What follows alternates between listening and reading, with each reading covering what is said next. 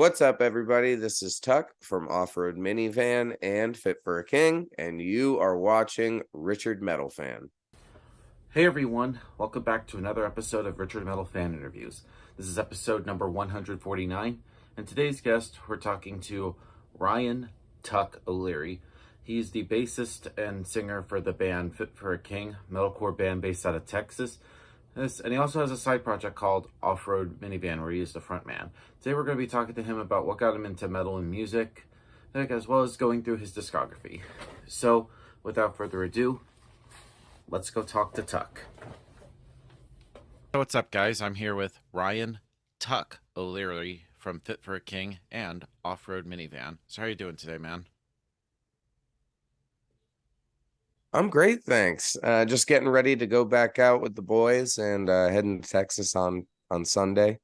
So been a fun, busy, hectic day. Just getting all my life and shit together so I can leave for 6 weeks.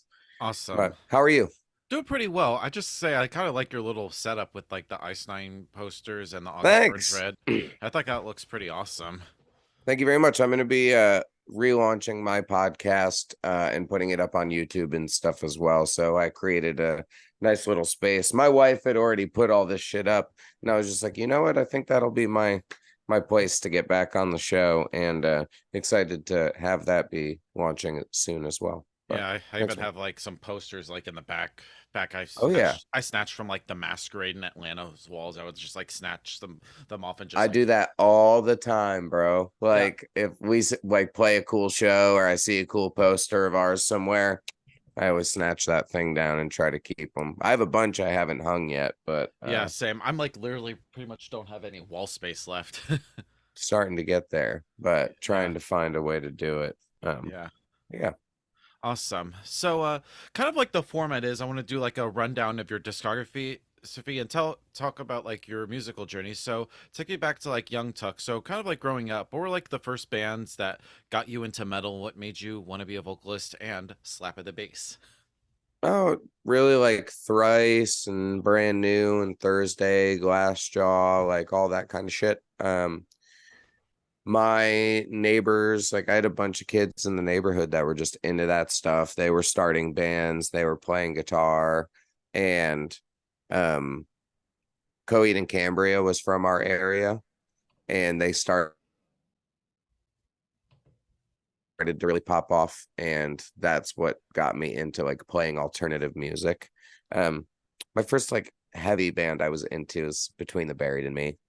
Awesome. But yeah, that was really like what got me into it in the first place. That kind of shit, and then like Dashboard Confessional and like a lot of softer stuff too. And though I just liked it all. The first mix CD I got from a neighbor's kid Mike was a Seisha, the Locust, Hot Cross mix, which is like super, super traditional screamo. But yeah, that's what got me into it. And then my uncle plays guitar, so he taught me how to play guitar. It started to, and then I just started playing very poorly in bands. Oh, that's great to hear. So, tell me about like some of like your first bands before joining up Fit for a King, because I don't think really nobody's ever asked you that. Yeah, I mean, I played in a bunch of shit. I had my first band was a band called Annandale. It was like a very screamo band. We had a couple songs, and then they kicked me out and had my neighbor in the band. But it's actually one of the guys from that band is in Off Road Minivan. And then I played in a few other bands in high school. I had like a 3-piece pop punk band. I did like another kind of screamo band for a little while. And then like after high school, like beginning of college, I was in like a metalcore band. Like our first show was opening for Bury Your Dead and Bring Me the Horizon. Oh, wow. And or at least my first show with them. And then that got me like really back on the metalcore train. And that scene was just Risecore was popping at the time. Like the dudes that I was hanging out with were super into that stuff. So that's what really led me down that path.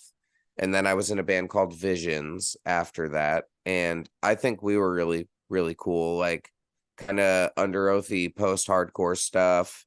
And we got like decently close, and then our singer quit to go tour manage Sworn In and Thy Art Is Murder. And then he is the person that introduced me to Fit for a King. That's how I got my job. Okay, so how'd you? So what was like your first impression of like meeting like Ryan and Bobby and everybody in the band? Oh, it's weird because they were like, we are a lot different. Me and Bobby are the most similar, I guess, or maybe like not most similar. Uh, but like he can handle me really well. I don't know, maybe most similar. Like we're both really goofy and silly, and Ryan is very reserved and thoughtful and very hard to make mad. Like he's very even tempered. And so I was just worried about annoying him. And Jared seemed more like traditionally Southern. So it was a big learning experience because at the time when I joined, like I was like waiting tables, and then they were, Jared texts me and he's like, all right, so you ready? And then, I go wait in the bathroom. He calls me. He's like, all right, how soon can you be here? And I was like, how soon do you want me? And he's like, it's 3 days. Okay. So I just like went home, packed everything, took my car off the road and left. And yeah, it was a crazy experience, but very blessed and lucky to be able to do it. Do it, yeah, yeah, and it's hard to believe it. You've been in the band for nearly 10 years now.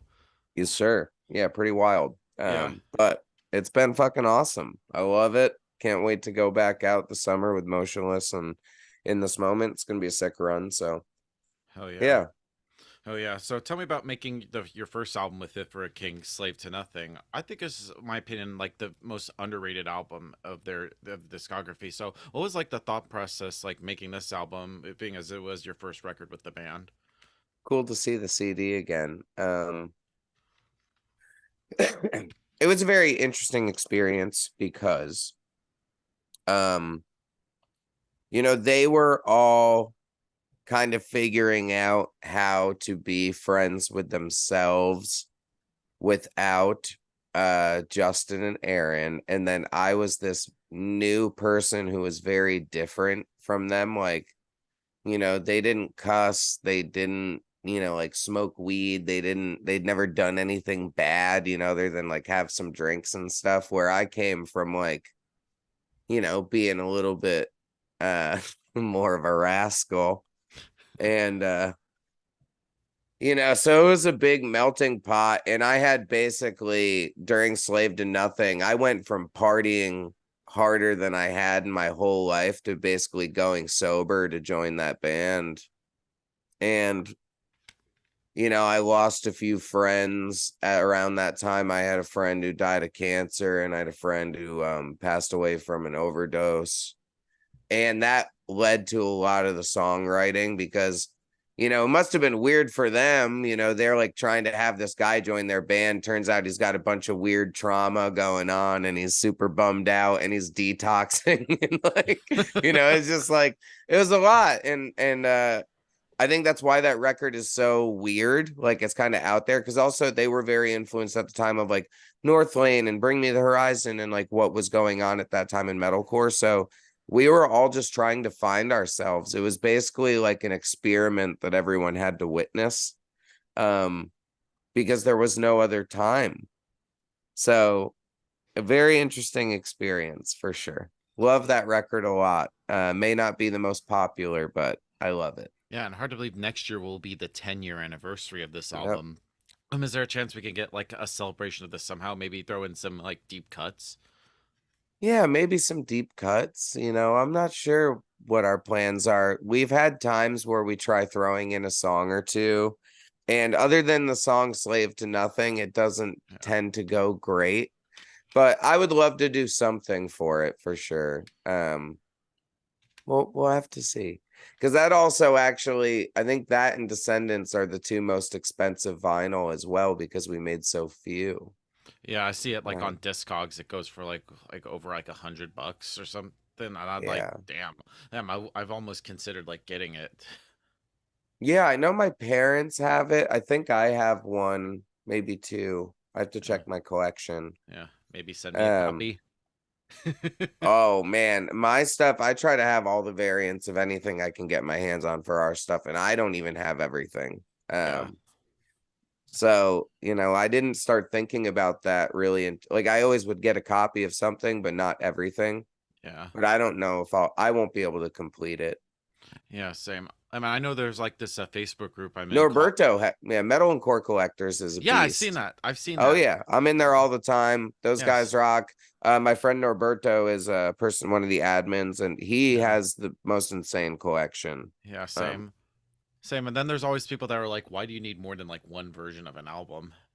And then, but I think it's I just like for it. But I collect like magic cards and stuff too. So, same. I like that kind of stuff. And it's always like that marketing thing because people would be like, there's always like the vinyl special variants. Like people would just like to get like all the variants to like give you all like the money and everything. Oh, absolutely. Yeah. Think so. That's clever thinking. So when you joined up on Slave to Nothing, what was like your first tour with the band? Do you recall where it was and all that stuff? Yeah, it was the first thing was a trial. So before Slave to Nothing, my tryout was a tour where they were headlining, we were headlining with Kublai Khan and Sirens and Sailors. Then I joined the band, and then my first official tour was doing the second half of Warp Tour on 2014. Oh wow, wow! What was that like playing Warp Tour? Coolest shit ever, man. It was That was amazing. Yeah. that is awesome. And how is it like singing with Ryan? Ryan, because I know that this was the first album where he started actually singing, and of course you and of course Ryan's vocals. Like I know y'all obviously have different voices, so I think the tonality might be been a little different compared to like Descendants and even Creation Destruction. Yeah, I think it's Ryan's voice is beautiful, and I'm glad that we utilize it so much now. And like, I can't wait to show you guys this next song because I think it's like the best blending of the both of us yet. Where there's a lot of songs that are like Ryan sings a lot or I sing a lot, but not a lot of songs where we sing like together. Um, but just writing that in general was such an interesting experience because we hardly knew each other. So writing, trying to become that personal that quick and not even knowing your middle name yet and stuff is just so, it's a lot. And it was a lot having people they were pretty critical, and that's okay. It wasn't the best record, but going from, guy from middle of nowhere to then like, people judging our songs. It was a lot for me, but I'm very thankful for it. So, you know, she's a special one. Yeah. And then the next album, Death Grip. I love this album. This was actually the album that got me into Fit for a King. Fuck So yeah. was it? Did you feel like more comfortable, like on Oh yeah. during the songwriting process compared to Slave to Nothing? That songwriting process for all of us was awesome. We had a great time. We had a lot of fun together. We really like had come together. And I think you can hear it on the record. We were super close. It's great. Yeah, So love that one. yeah. Especially like with Pissed Off, Dead Memory, Stacking Bodies. I love how you Dude. got like Jake from August Burns Red and Levi from Miss May I on this album. Like, how'd you end up working with them? Well, at the time we had toured with Jake, so that's why we asked him. Oh, and Levi. We had toured with both them on the same tour. So that's why we asked them. Yeah. But we love them. We're big fans, still are. And thankful they were on those songs for sure. Yeah, and I remember the first time I ever saw you guys or Fit for a King was actually Warp Tour 2017 in Atlanta, and that was a great show. And I remember when you actually played Dead Memory, and Jake actually surprised everybody and came up on stage and did his part. I was like, and I pretty much yelling, "Oh my God, that's Jake Lors!" Yeah. Oh, And so cool. We were lucky on the days when he would do that. Warped was such a blast. We had a great time on that tour. yeah, yeah, nothing can ever beat Warped. Oh, I agree. Even though I I would do it again. remembered that, and of course the final year they had it. Yeah, I remember both those days in Atlanta. It was like pour down rain, and it pretty much some bands had to cancel or even delay their sets. Oh, that stinks. I didn't get to go the last year. I wish. Yeah, That was yeah, really cool. because I remember I was supposed to do like go to like you all were having like a meet and greet at your tent, but then it was like I was after I was seeing my boys in Carnifex were playing, and then I think I was seeing also a little bit of Stick to Your Guns, and then Nice. right I was in line at your merch tent waiting for y'all. Monster was slammed that year. We had a bunch of sick bands. Yeah, and then of course it rain came and that kind of canceled your meet and greet. But I actually met you all that same tour you another tour you did that year. You played with the co-headliner with In Heart's Wake, so that was awesome. I managed to meet you all. Well, I actually got a free VIP hookup thanks to my buddy John. He used to work at the Masquerade. Now he works at a tattoo shop in Georgia called the Mark Society. Oh, that's awesome. I know exactly who you're talking about. Yeah, he's a buddy of mine. He's got my back. I He's a appreciate great him. dude. Great dude. Yep. Yeah, yeah, and I still think this is pretty much like I said, one of my favorite albums from you guys. Thanks, man. That's Yeah, awesome. and then in between that and Dark Skies, I know you did Off Road Minivan. And where'd the idea to make like that little side project? Because I know you also did the Spiral Gaze EP in 2018. Tell me about like that. Yeah, those were just some of my friends from home. Like the drummer is my best friend, and you know, guys that I had written music with a lot at home. We got together to play, and we wrote the song Spiral Gaze that day, and I showed it to the Tooth and Nail, team, and they were like, "Oh, this is really cool. Like, what do you want to do with it?" And I was like, "Well, can I like do a whole EP and maybe make a music video?" And they were like, "Yeah, sure. Sounds great." So we like pursued it a little harder, and it became like a real project. So we've always like kind of like done it in cooperation with them, which is pretty cool. And um yeah, it's just my side baby. I listen to a lot of music like that on my own. I would say, I guess, more. Not like I hate when bands try to act like they don't like metal and they're like, well, I really listen to like soft music, but no, I love both. I just like say I'm driving my wife to work at 8 a.m. in the morning. I'm fucking listening to something chill.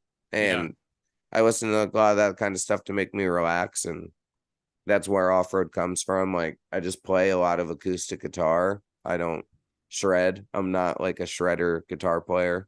yeah, So it's just easier for me to write that kind of stuff.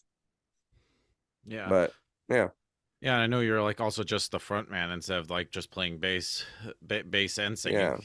Did you feel like kind of weird trying to like work on like stage N- presence like with At Off Road first, I Minivan? played bass and sang for the first EP, and we had, and then eventually I had one of the guitar players switch to bass. We got a new guitar player, and then I went to just singing. And yeah, it's definitely weird. But it's fun because I come from like me doing musical theater in high school and stuff, and I like me a lot, so I don't mind being the front man. It's fun, but Yeah, like that whole EP. Like to be honest, I before this interview, I didn't even listen to any Off Road Minivan. But before you said yeah, I'm down to do an interview, so I had to like really just listen to all your stuff, and it's actually pretty good. Good, but for me being like, because I listen to like death metal or even black metal, but there's nothing. I actually have like some softer moments just to like chill, and I think it's actually pretty interesting. Like I love like the title track. I think is a pretty good song on there. It's just really just chill, and I feel like Light of the Room sort of like continues like the momentum as well. oh yeah, yeah. I haven't talked about those songs in a minute, but yeah, thank you very much. I like that stuff a lot. It's very personal for me to make those songs. So yeah, I mean, be that you had emailed me through that email, I assumed you had, Yeah. but cool. Yeah, and so then kind of like going back in the Fit for a King, on you did Death Grip with not Death Grip, Dark Skies. Almost fucked up, but I loved this album. Like, tell me about like what was that like going from this to this? It was very interesting for sure. We had gone to a new producer for that one, and it was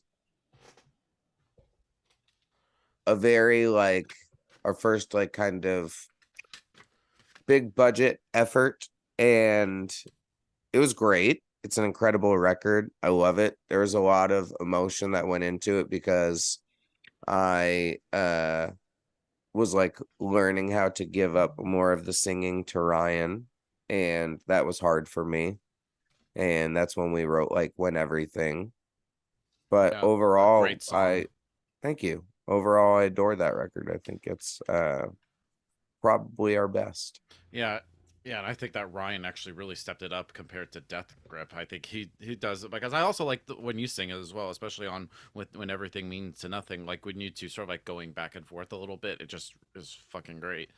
Thank you very much. Appreciate it. And I know you still like cover some parts live, especially just to give like Ryan a chance to like breathe. You sort of like kind of like what I would call like dental singing, like you sort of like just fill in some parts. Yeah. Yeah, I mean, Daniel helps with that a lot as well. He sings a lot live now, because he can also scream really sick. He's got like a Sam Carter kind of scream, so it's a lot of fun. Right.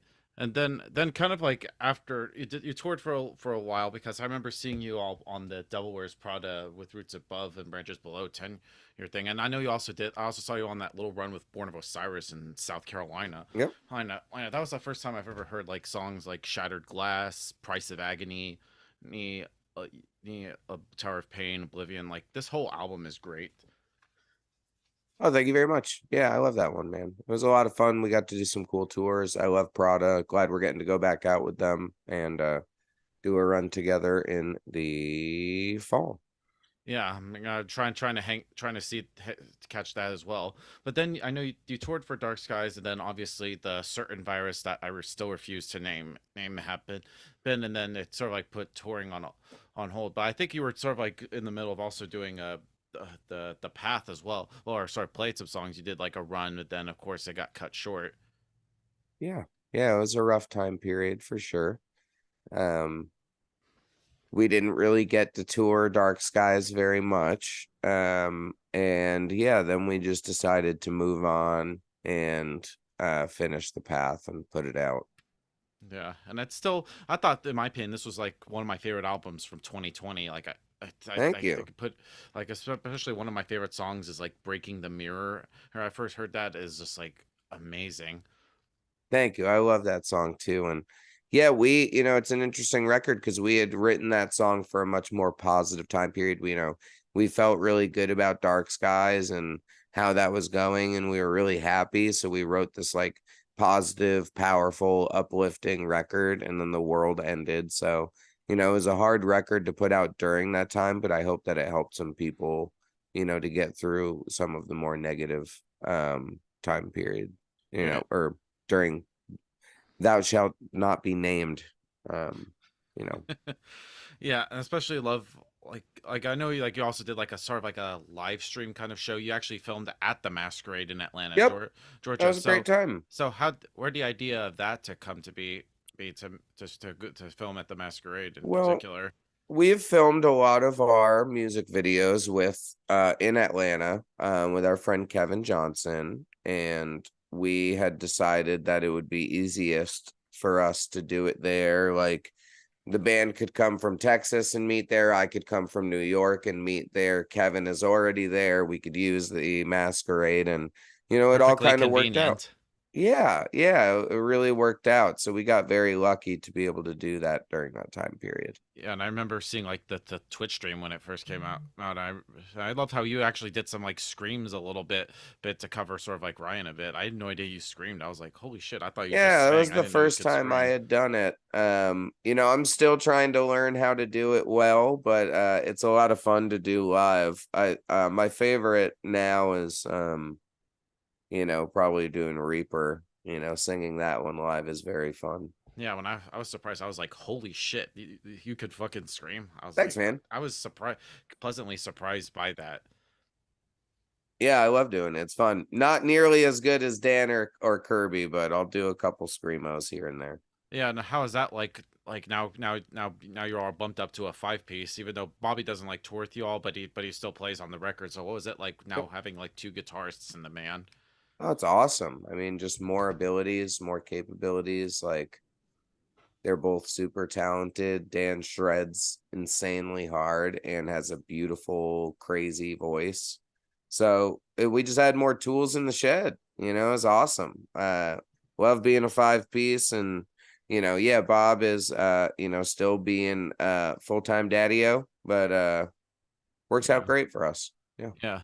And then also that same year you went back in the studio with Off Road Minivan and you did the debut album Swan Dive. Like, tell me about Yes. like the making of the debut full length Swan Dive out Oh, it's of our fun. off. We did it ourselves for the most part, like tracking wise.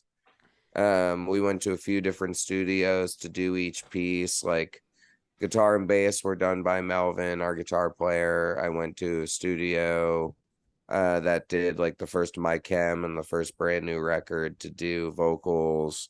We went to Shane Frisbee for drums, then had it mixed by John Niclario, who at Nada, who had done those like that My Chem record and stuff. It Yeah. was great. I think the record was good. I liked it. I still like it. I think the new one smacks the shit out of it. But at that time, I really, really liked that record. I think there's a couple songs that we did really well with, but yeah, it was a blast. I just love writing that kind of music. It's a lot of fun. Yeah, especially I know you also redid the song Spiral Gaze, which is from Yeah. the debut EP. What made you decide to like redo a song that you already did? Anne Berlin released Paper Thin Hymn 3 times.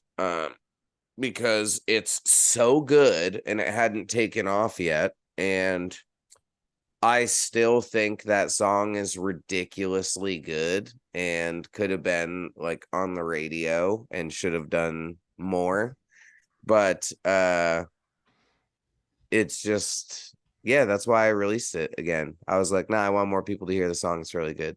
So Yeah, yeah. and like the whole album is actually pretty good. I love like You is pretty like mellow. Same thing with like Supernova, and It's even like the title track even has very that alternative kind of vibe.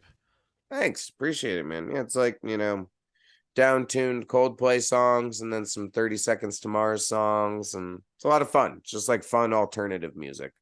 Awesome. I also like the kind of like the last song 737, which is sort of like folky kind of lo-fi a little bit. Yeah. I think it's pretty good. Like I feel like everybody kind of like brings forth like different styles to the off-road minivan. Yeah, man. And that was a fun little flash in the pan song that I had written. And, I think it's a good whimsical way of looking at the world through a very tragic lens, but it was making that record was a lot of fun, especially during that time. It was hard to do. We were figuring out how to do it with everyone's schedules, because when you have 5 people that are all like working jobs all the time and shit, it just gets hard. But it was a blast. Loved it. Yeah, and then of course in 2022 you went back in the studio with Fit for a King and you did the Hell We Create, which I think is one of my favorite albums from last year. Here, I feel like it almost kind of like Thank is you. like the Path Part 2. I feel like these two albums are kind of like brother and sister in a way. I agree very much. I think that the path was us when we were happy, and the hell we create was us when we were miserably fucked. And we really, I think the hell we create's my favorite record Oh, because really? it's Kirby's most honest record. Like you can hear a side of him out of that album that you don't get on any other Fit for a King record. Like it's definitely the most personal. That's a fact. Like it's not even close Yeah. Yeah, to and I being debatable. yeah. And I would know because I'm in the fucking band. Yeah. So um, I think that's what makes me so like proud of it is I hear side of Ryan on that record that we've never heard before as fans or as members of the band.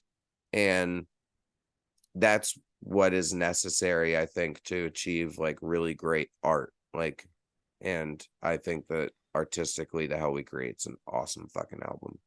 Yeah, especially like I love how you all sort of like did like visualizers or slash music videos for like every song on here. What Thank made you you. decide to do that? Because I know like Metallica did something with that for their last two albums. They made like music videos for like every song for every song on the album. What made you guys Well, decide to do that for this? it's fun. That's why. I don't know. We always want something to go along with every song if we can.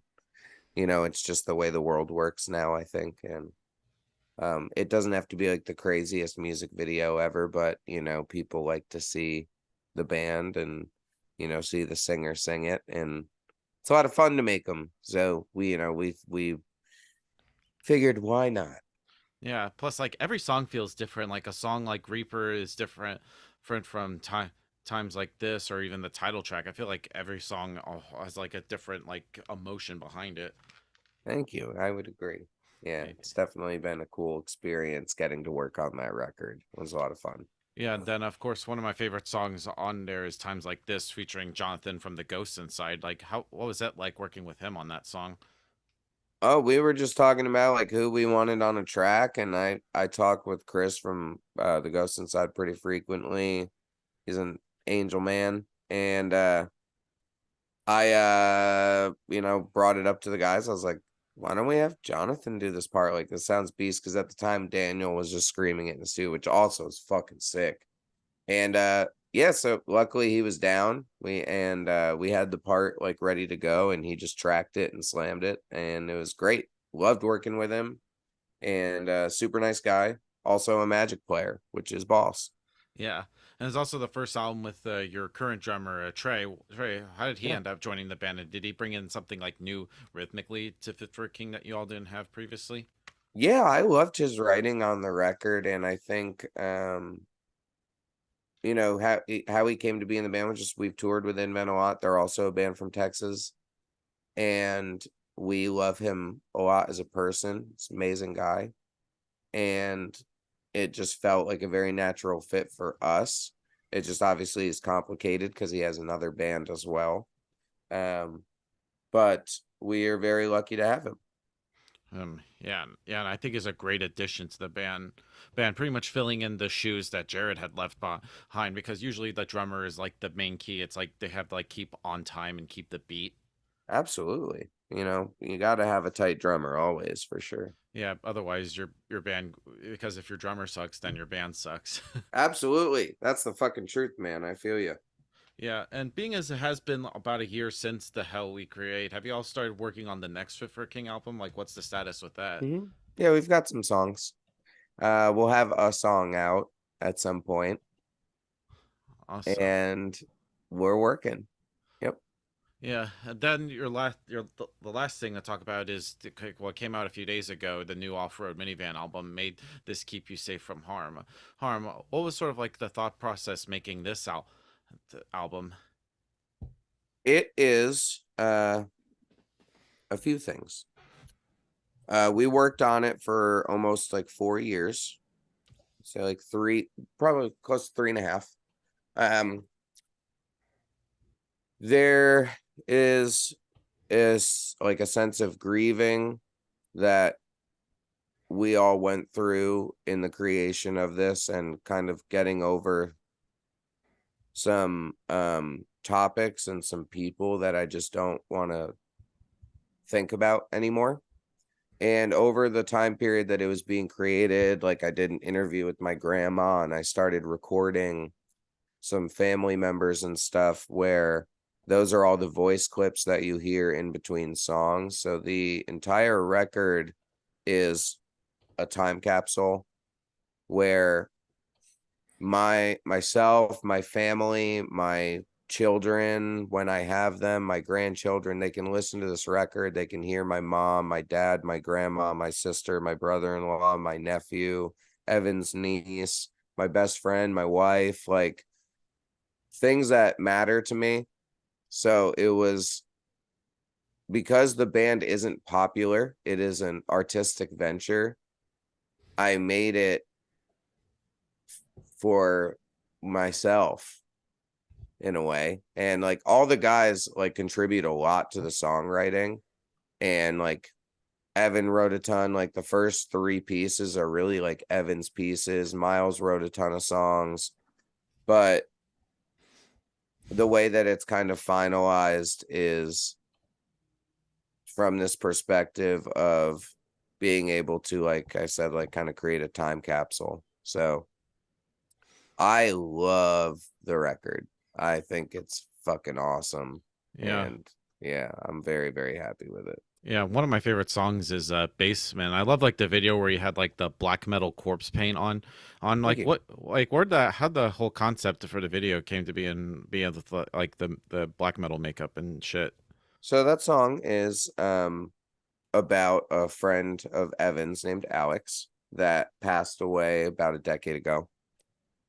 And the theme of it is, and I had this a lot when I first joined the band, and I've had it quite a few times over the years, but, a lot of us, we will have tragic events happen. We will lose someone that we love. And no matter what, you have to put a mask on and you have to go to work. You have to exist. You have to feed your kids.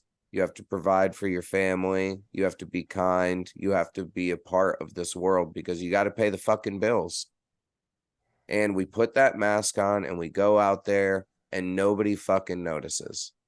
Nobody notices that you're hurt because you keep it all inside. And up until the face is all worn thin and the makeup's fucked up and you're all beaten up and you look like shit, that's when people notice. And that's when they go, hey, are you okay? You look awful. And we need to learn how to care for people when they look good and when they look okay. And when you can reach out to someone before it's too late. Yeah. Because when it's too late, it's too late. Yeah. You Yeah, and know? I remember hearing like David from Disturbed like talk about like the like mental health and like losing people is like people like don't wait till after the fact. In fact, don't wait till like the person's already gone. Be an Yeah. advocate for someone. Yeah. And I know that there are, everybody has days where it's maybe kind of hard to be kind or it's hard to be the nicest version of yourself. But for the people that you truly care about, reach out, go Yes. talk to them. So that is what that's about. So Exactly. And with playing with like Off Road Minivan and Fit for King, I know they're kind of like totally different bands night and day. But with like working with doing like Off Road Minivan, does that like help you like sort of like get like some other creative outlets that let's with very that much. compared to like with Fit for a King, or do you try to like Yeah. maybe bring in some like different ideas like with one band or vice versa, or do you try to like keep them separate? Well, the way it works is like sometimes I'll have an idea like the idea that started locked in my head or reaching out and it works for Fit for a King. And most of the time when I write a song, it's more fitting for Off Road Minivan. So it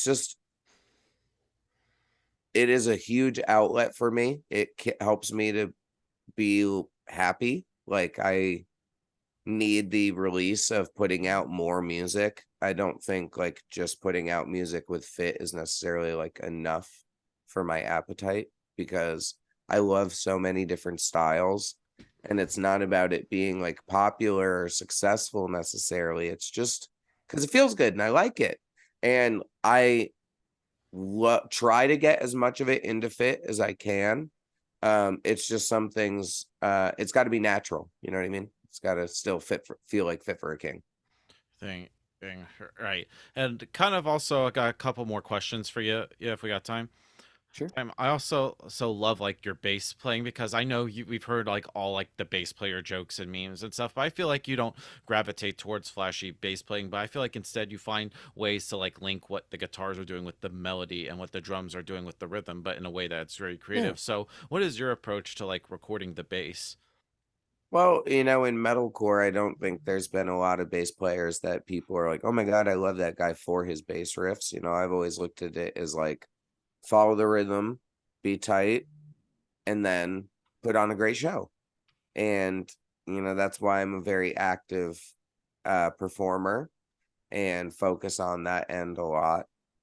But I think there's bands that utilize it great, like, say like Under Oath, I think is a good example of that, where they have very tasty bass lines. Um, and I just think it has to be appropriate. Yeah, and I know you have like a great stage presence. Like with Fit for Thank King, I you. know you do like the jumping, the base flipping, even like go stage diving, which I think you're pretty much a nut. But I've seen like a little with Off Road Man, it's completely the opposite. You're just really just chill and relaxed. Yeah, yeah, and that's, why I like it. I like to have both. And I haven't played with off-road in years. I think we'll play one show this year, Yeah.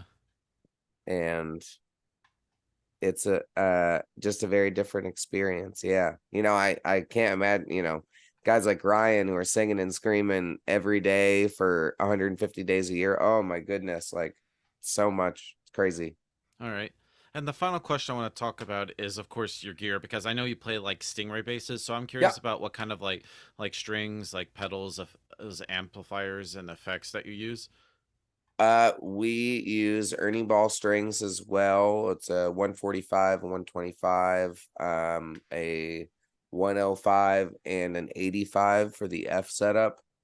And I am actually now a Neural DSP Quad Cortex artist. So this tour we will be rocking the quads, and they're gonna be super sick. It's full digital. It's badass. Sounds great. Very similar to like running a Parallax Neural DSP plugin. And previously we had run Kempers for a few years, and those were great. But super stoked, you know. Awesome. So before we go, Tuck, I just want to thank you for this interview. Great to be able to talk with you today. Is Of just anything course. else with a Fit for a King or Off Road Minivan that you'd like to plug? I know you got that tour with Motionless in White and also Devil Wears Prada coming up. Is just anything you want to also promote? Other than that, just go listen to the new off-road record, May This Keep You Safe from Harm, out now on Tooth and Nail Records. But thank you so much for having me. It was a pleasure. Awesome. Awesome. So thank you so much. So everybody, Tuck from Fit for a King and Off Road Minivan. We'll see you next time.